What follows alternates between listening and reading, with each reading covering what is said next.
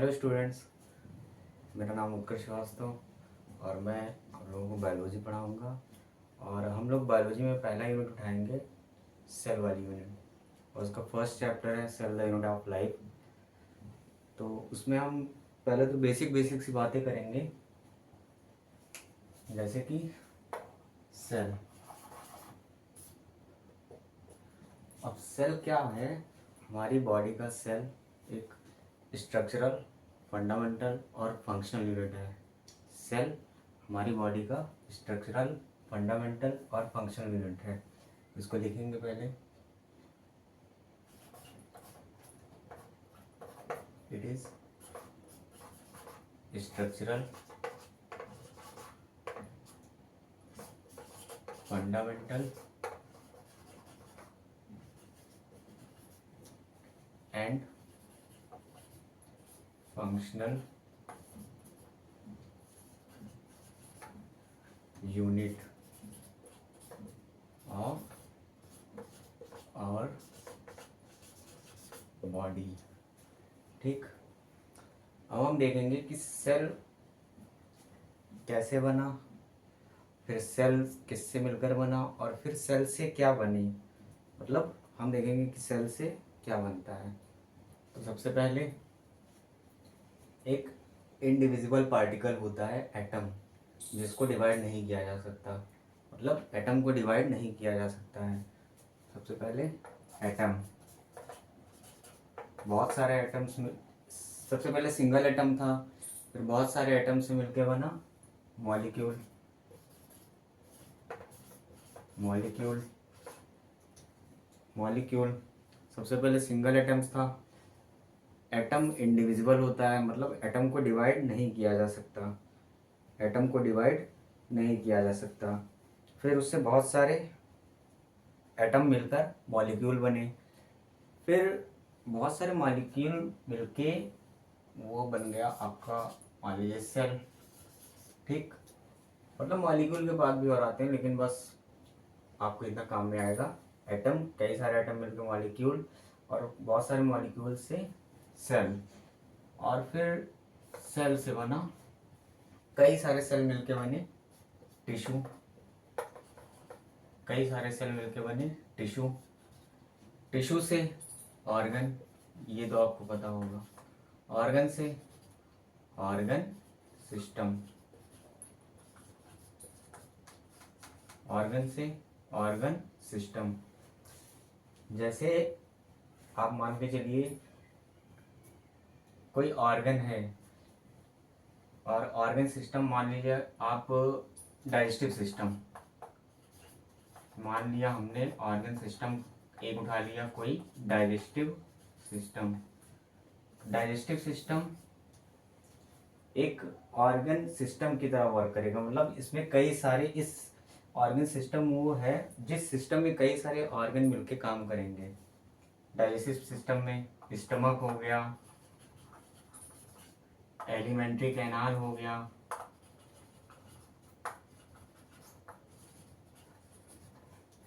और बहुत सारे ऑर्गन होंगे। जैसे आप ले लीजिए स्टमक, एलिमेंट्री कैनाल, इसोफेगस, ये सब ले लीजिए आप। ये सब मिलके एक सिस्टम बनाएंगे। ये सारे ऑर्गन हैं, ये सारे ऑर्गन मिलके एक सिस्टम बनाएंगे जिसको बोलते हैं डाइजेस्टिव सिस्टम। ठीक, ये हो गया आपका ऑर्गन सिस्टम। आप पहले इतना लिख लीजिए, इतना लिख लीजिए पहले आप।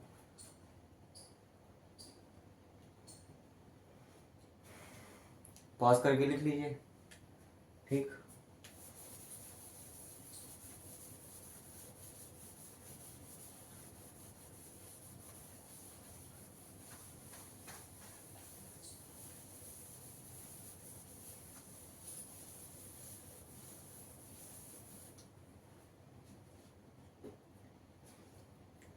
अब हम क्या देखेंगे कि इस चैप्टर में, मतलब cell the unit of life जो चैप्टर है, इसमें जितने साइंटिस्ट आएंगे उन साइंटिस्टों ने क्या किया, मतलब उन साइंटिस्ट ने क्या किया, किस चीज़ पर वर्क किया, उसको पहले हम सीरियल वाइज क्या मतलब लिख लेते हैं, ताकि इकट्ठा लिख लेते हैं कि याद रहे पहले। ठीक, समझे? जितने सारे साइंटिस्ट हैं उनको लिख लेंगे और उन्होंने किस चीज़ पर वर्क किया शॉर्ट में अभी लिखेंगे, ब्रीफ में तो बाद में बात करेंगे, वो पहले लिख लेते हैं। सबसे पहले आए रॉबर्ट हुक। रॉबर्ट हुक, इन्होंने क्या देखा? रॉबर्ट हुक सबसे पहले सेल वाले चैप्टर में इन्होंने पहले डिस्कवर किया पहला cell, discovered first cell, discovered first cell. Living cell इन्होंने डिस्कवर नहीं किया था, रॉबर्ट हुक ने डिस्कवर्ड फर्स्ट सेल जो डेड थी, लिविंग नहीं थी। ये क्या थी? डेड थी, लिविंग नहीं थी। फिर दूसरे साइंटिस्ट आए एंटोन वॉन लीवेनहॉक। इन्होंने क्या देखा? इन्होंने देखा फर्स्ट लिविंग सेल। इन्होंने देखा, रॉबर्ट हुक ने फर्स्ट डेड सेल देखा था, डिस्कवर किया था। इन्होंने डिस्कवर किया फर्स्ट, रॉबर्ट ब्राउन। इन्होंने क्या डिस्कवर किया? Robert brown. इन्होंने क्या डिस्कवर किया? न्यूक्लियस। इन्होंने क्या डिस्कवर किया? न्यूक्लियस। रॉबर्ट ब्राउन, इन्होंने क्या डिस्कवर किया? न्यूक्लियस। अब दो साइंटिस्ट आते हैं, स्लाइडन और स्वान। स्लाइडन क्या थे, स्वान क्या थे? मैथियस स्लाइडन, थियोडोर स्वान।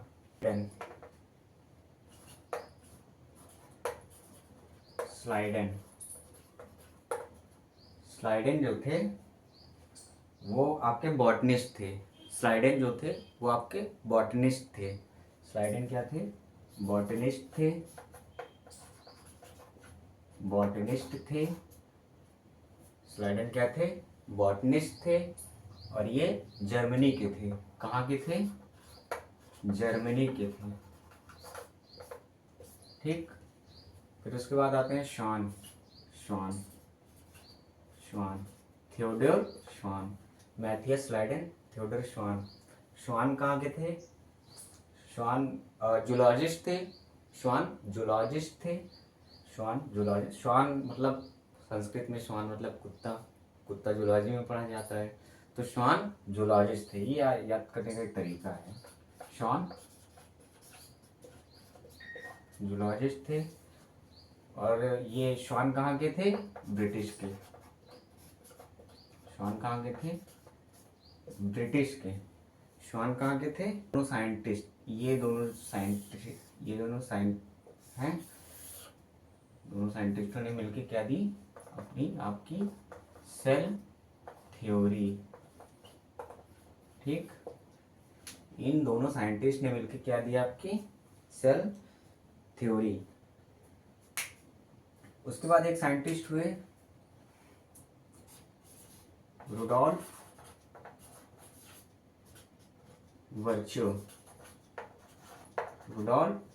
वर्च्यो। इन्होंने एक स्टेटमेंट दिया, ओमनिस सेलुला ई सेलुला मतलब new cell arise from pre existing cells. मतलब क्या हुआ इसका मतलब आई new cells arise from pre existing cells. New cells arise from pre existing cells मतलब जो नई सेल अराइज होगी वो पहले से ही जो सेल बनी थी उसी से अराइज होगी नई सेल। इसका मतलब हुआ कौन कौन से? सिंगर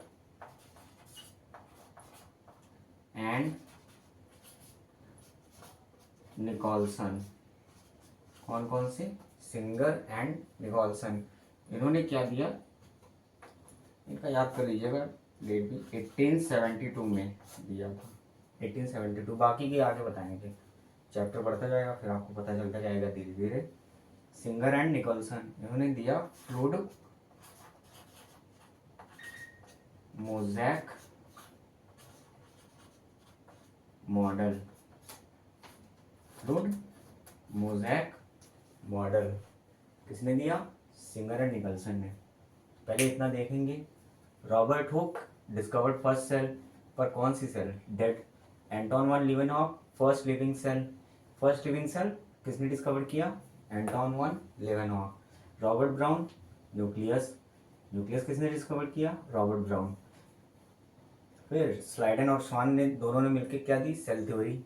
स्लाइडन बॉटनिस्ट थे, जर्मनी के थे। स्वान जूलॉजिस्ट थे, ब्रिटिश के थे। फिर रुडोल्फ विर्चो ओमनी सेलुला ई सेलुला, ये स्टेटमेंट दिया रुडोल्फ विर्चो ने। इसका मतलब new cell arise from pre existing cells, मतलब नई सेल पहले से बनी हुई सेल से ही अराइज होती हैं, कहीं अलग से नहीं आती हैं। सिंगर एंड निकोलसन 1872 में इन दोनों साइंटिस्ट ने क्या दिया? Fluid mosaic model. Fluid mosaic model ये प्रोटीन और लिपिड इससे रिलेटेड है। फ्लूइड मोज़ैक मॉडल आ गया इसी चैप्टर में, ठीक है। तो इतना लिख लेंगे पहले पास करके।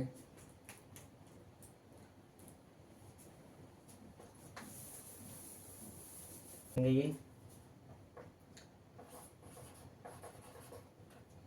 कैमिलो गॉल्जी क्या डिस्कवर किया इन्होंने?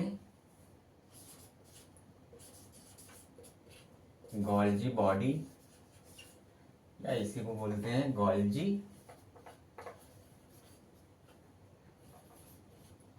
एपेरेटस, ठीक। कैमिलो गॉल्जी, गॉल्जी बॉडी या गॉल्जी एपेरेटस। फिर जॉर्ज पैलेड, जॉर्ज पैलेड, इन्होंने क्या डिस्कवर किया? Discovered ribosome, discovered ribosome. ये जो राइबोसोम होता है इसके बारे में बता दें थोड़ा। राइबोसोम जो है ये स्मॉलेस्ट सेल ऑर्गेनेल्स है। राइबोसोम एक, इसके बारे में आप लिख लीजिए राइबोसोम। राइबोसोम क्या है? ये एक membraneless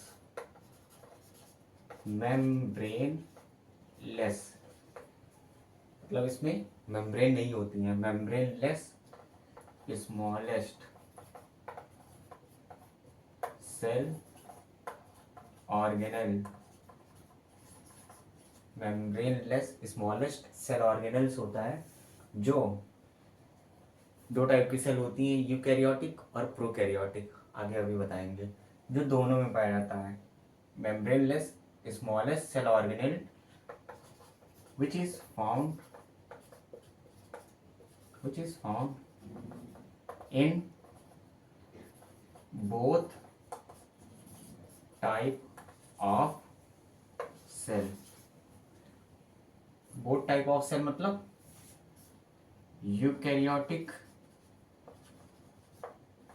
eukaryotic as well as prokaryotic. Eukaryotic as well as prokaryotic, मतलब ये राइबोसोम जो है इसको किसने डिस्कवर किया? जॉर्ज पैलेट ने। ये राइबोसोम एक मेम्ब्रेनलेस स्मॉलेस्ट सेल ऑर्गेनेल्स है। सेल ऑर्गेनेली उसको बोलते हैं जो सेल के अंदर जो ऑर्गेनेल्स होते हैं उनको बोलते हैं cell organelles. Membraneless smallest cell organelle which is found in both type of cell. Both type of cell मतलब eukaryotic as well as prokaryotic cell, eukaryotic as well as prokaryotic cell, ठीक है। चलिए इतना लिख लेंगे पहले।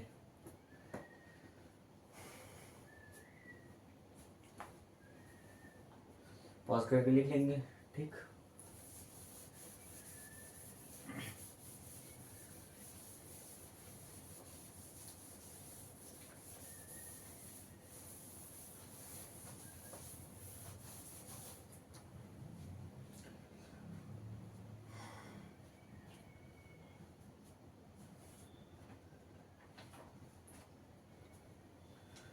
अब आप देखेंगे कि एनसीईआरटी में एक लाइन लिखी है यहाँ पे, एनसीईआरटी में यहाँ पे, ये देखिए, anything less than a complete structure of cell does not ensure independent living. मतलब इसने ये बताया है कि एक सेल है, उसमें से अगर किसी भी चीज़ को निकाल दो बाहर, मतलब एक सेल है उसमें से किसी भी चीज़ को निकाल दो, जैसे आपने मान लिया न्यूक्लियस को निकाल दिया, तो वो इंश्योर नहीं करेगा कि ये लिविंग रह गई है, मतलब वो डेड हो सकती है।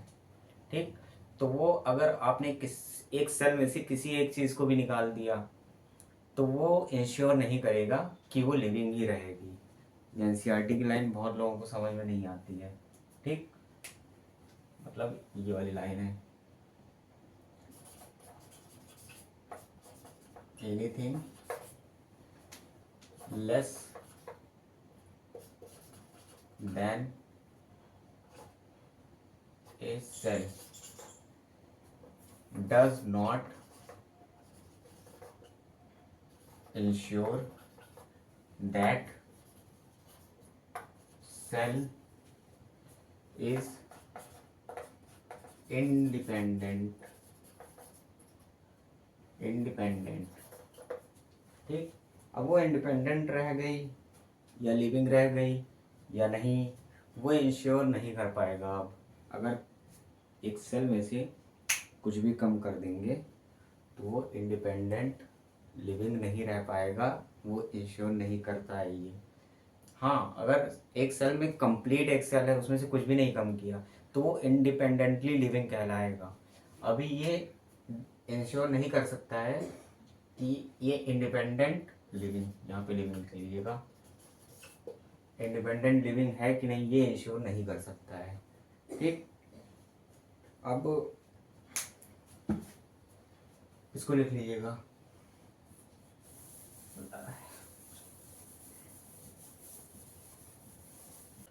सेल, इसमें न्यूक्लियस है,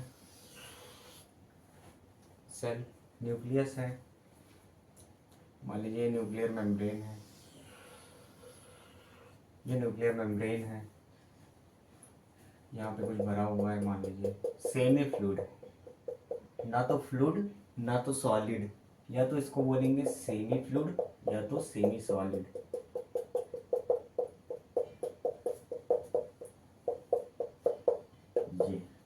ये जो बीच में बात, ये एक सेल है, ये सेल मेम्ब्रेन है,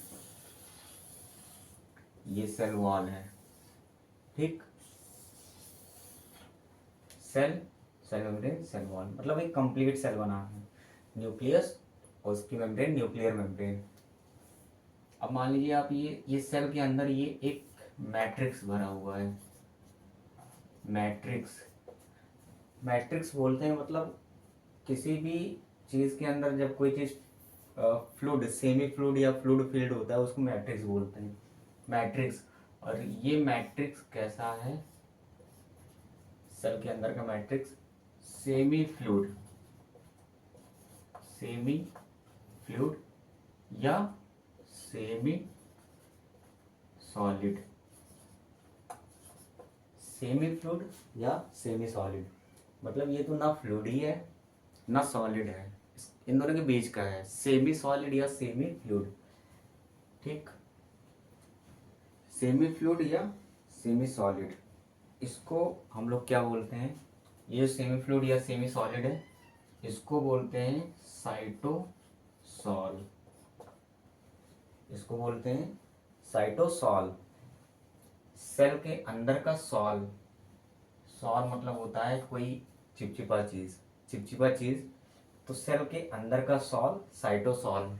ठीक, सेल के अंदर और न्यूक्लियस के बाहर, सेल के अंदर और न्यूक्लियस के बाहर साइटोसॉल। अब देखिए इसमें कुछ सेल ऑर्गेनेल्स भी होते हैं, जैसे आप मान लीजिए माइटोकॉन्ड्रिया बना लिया, सेल ऑर्गेनेल्स भी होते हैं, और इसमें आप गोल्गी बॉडी भी बना लीजिए, इसमें आप राइबोसोम भी ले लीजिए। ठीक, ये जो पूरा है, ये जो पूरा है इसको बोलते हैं ये साइटोप्लाज्म। साइटोप्लाज्म। अब साइटोप्लाज्म में क्या क्या आ जाएगा? साइटोप्लाज्म में आ जाएगा, साइटोप्लाज्म मतलब सेल का प्लाज्म। साइटोप्लाज्म में एक तो ये साइटोसॉल आ जाएगा और उसके साथ सेल ऑर्गेनेल्स भी आएंगे। तो cytosol plus cell organelles. Cytosol और सेल ऑर्गेनेल्स मिलकर साइटोप्लाज्म बनाते हैं। ठीक, अब देखते हैं साइटोसॉल और सेल ऑर्गेनेल्स मिलके साइटोप्लाज्म बनाते हैं। अब देखिए इतना हो गया। ये न्यूक्लियस और ये साइटोप्लाज्म, ये न्यूक्लियस और ये साइटोप्लाज्म, इनको मिलके बनता है प्रोटोप्लाज्म। प्रोटोप्लाज्म किससे किससे बनता है protoplasm? Nucleus, nucleus plus cytoplasm. Nucleus और साइटोप्लाज्म से क्या बनता है आपका? प्रोटोप्लाज्म। अब देखिए ये प्रोटोप्लाज्म हो गया। अब एक होता है प्रोटोप्लास्ट। प्रोटोप्लास्ट, प्रोटोप्लास्ट, प्रोटोप्लास्ट किससे बनता है? प्रोटोप्लाज्म से और सेल मेम्ब्रेन से। ये तो सेल है, इसकी जो मेम्ब्रेन है ये पूरा, ये पूरा, और ये इसकी सेल मेम्ब्रेन, ये मान लीजिए सेल, सेल, सेल है ये सॉरी, इसके बाहर वाला सेल मेम्ब्रेन, उसके बाहर वाला सेल वॉल। तो जो प्रोटोप्लास्ट है, अब देखिए सेल मेम्ब्रेन जो है, सेल मेम्ब्रेन के अंदर ये सारा क्या हो गया आपका? प्रोटोप्लाज्म। अब सेल मेम्ब्रेन और प्रोटोप्लाज्म इन दोनों को मिला के बनता है प्रोटोप्लास्ट। सेल मेम्ब्रेन और प्रोटोप्लाज्म,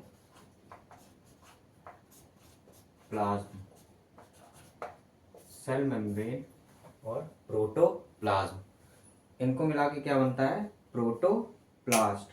इनको मिला के क्या बनता है? प्रोटोप्लास्ट। अब देखेंगे ये जो प्रोटोप्लास्ट है, पहले इतना लिख लीजिए, इतना लिख लीजिए पॉज करके।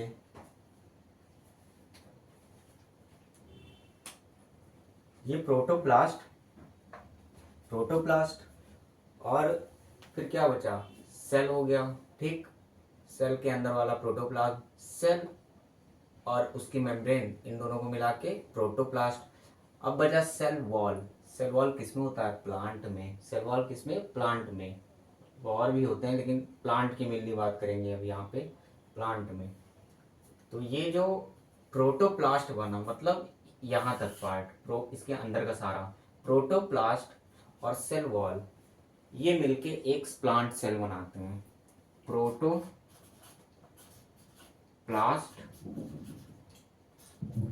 और सेल वॉल, ये क्या बनाएंगे? Plant cell. प्रोटोप्लास्ट और सेल वॉल ये क्या बनाएंगे आपका? Plant cell. इतना लिख लीजिए पहले।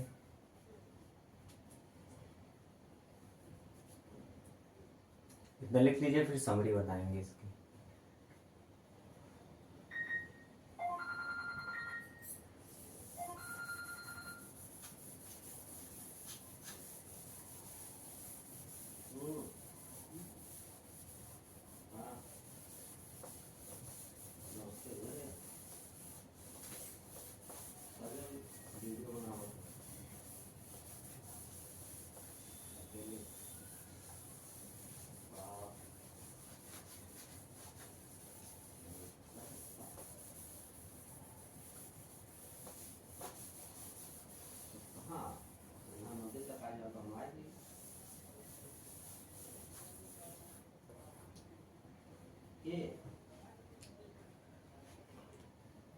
अब आपको पढ़ाएंगे सेल थ्योरी। मतलब सेल थ्योरी आपको बताएंगे। सेल थ्योरी जो हुई थी वो स्लाइडेन और श्वान ने दी थी, ठीक। और इनको मॉडिफाई किया रुडोल्फ विर्चो ने। मॉडिफाई इनको किया रुडोल्फ विर्चो ने।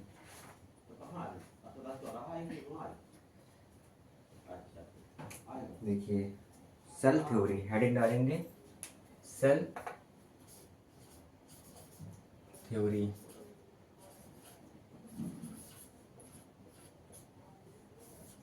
Cell theory. दो साइंटिस्ट थे, मैथियस स्लाइडेन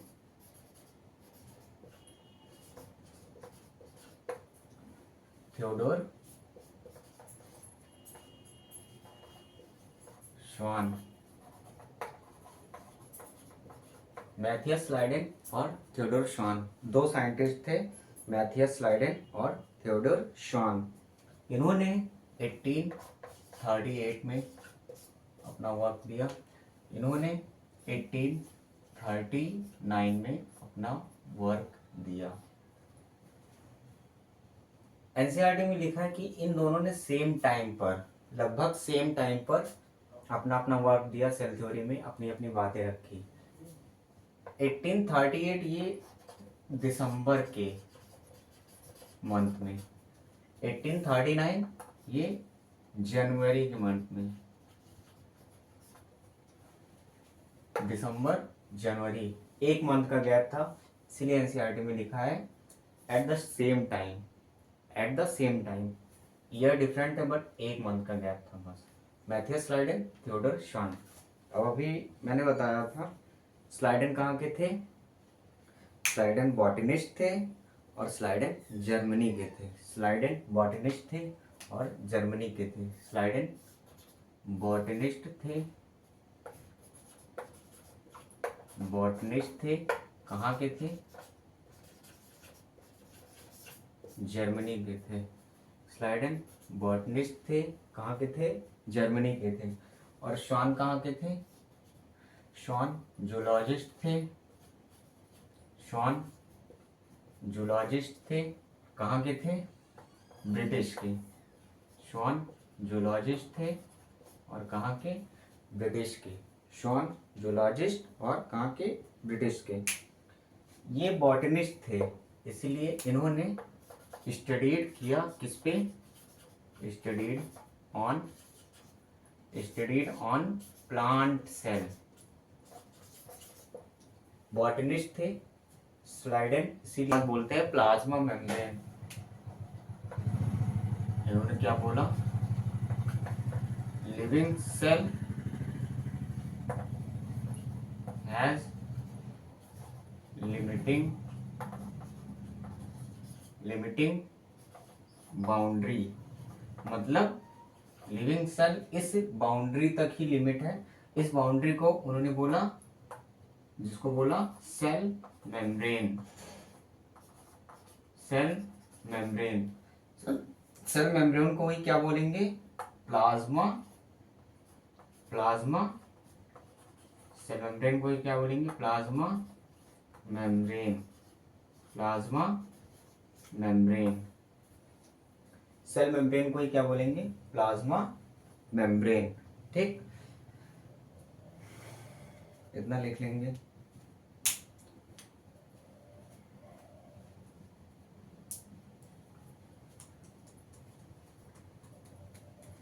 जब इन्होंने एनिमल सेल पे स्टडी किया तब ये देखा, ठीक, ये देखा।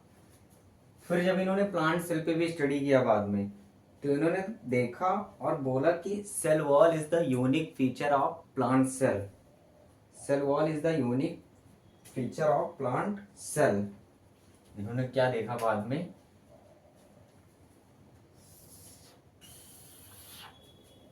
इसी के नीचे लिखेंगे, इसी के नीचे कंटिन्यू करेंगे। इन्होंने देखा और बोला cell wall is the unique character of plant cell. Cell wall is the unique character of plant cell. ठीक, इतना नोट कर लेंगे पहले।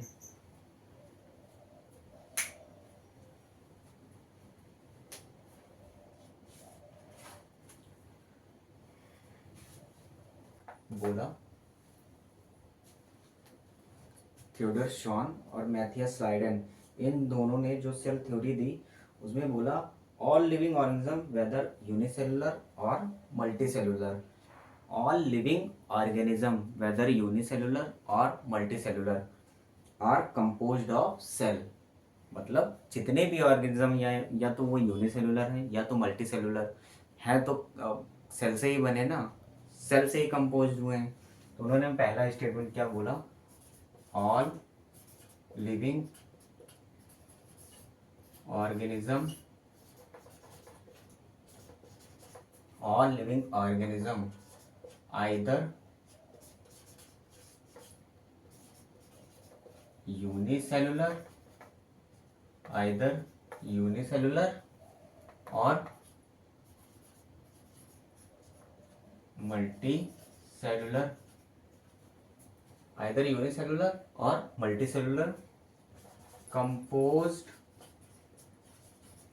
Of cell. All living organism either unicellular or multicellular are composed of cell. ठीक, मतलब unicellular हो या multicellular, या तो एक सेल से बना हो या तो बहुत सारे सेल से बना हो, वो बना किससे है, सेल से ही, अल्टीमेटली सेल से ही बना है। ठीक, फिर इन दोनों ने क्या बोला कि activities of an organism is the sum total of activities occurring in the constituent cell. मतलब एक ऑर्गेनिज्म की एक्टिविटी जो होती है वही एक्टिविटी सेल के अंदर हो रही होती है, उसी की वजह से, उसी की कॉन्स्टिट्यूएंट सेल पार्टिकल से ऑर्गेनिज्म की एक्टिविटी पहचानी जाती है।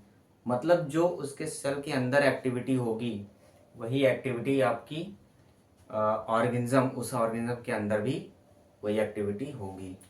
ठीक, organism are composed of cell and product of cell. इन्होंने बोला organism composed of cell and product of cell, मतलब ऑर्गेनिज्म सेल से बना है और सेल का ही प्रोडक्ट है।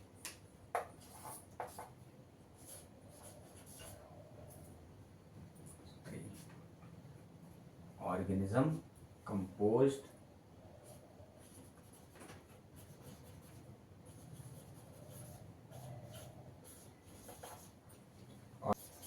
And product of cell.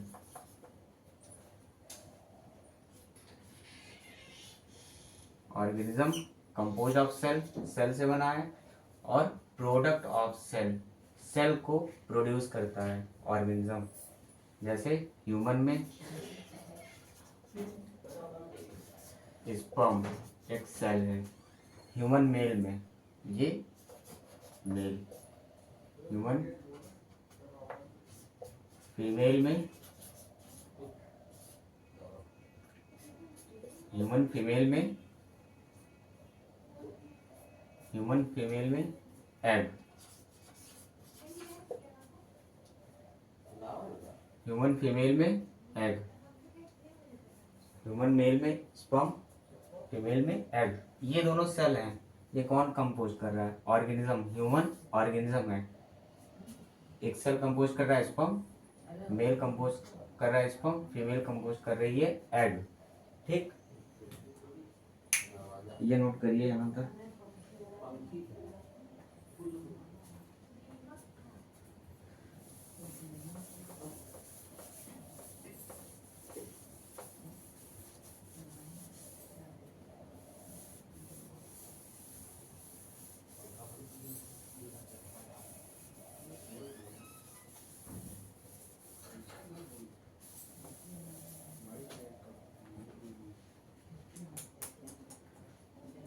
अब बनाएंगे modification of cell theory. Cell theory, अब इसकी मॉडिफिकेशन मतलब इसमें क्या क्या मॉडिफाई किया जा सकता था। Modification of cell theory, modification of cell theory. Cell theory modified by cell theory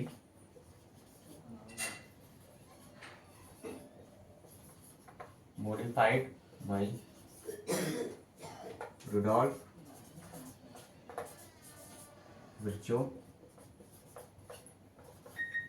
एक साइंटिस्ट थे रुडोल्फ विर्चो जिन्होंने सेल थ्योरी को मॉडिफाई किया इन 1855 में।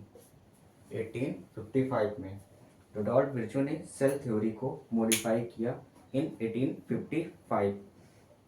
उन्होंने क्या बोला कि जो सेल होते हैं मतलब सभी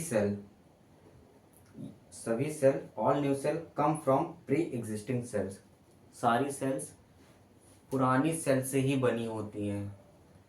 सारी cells all new cells come from pre existing cell, जो पहले ही एग्जिस्ट करती थी सेल उनसे ही न्यू सेल बनती हैं।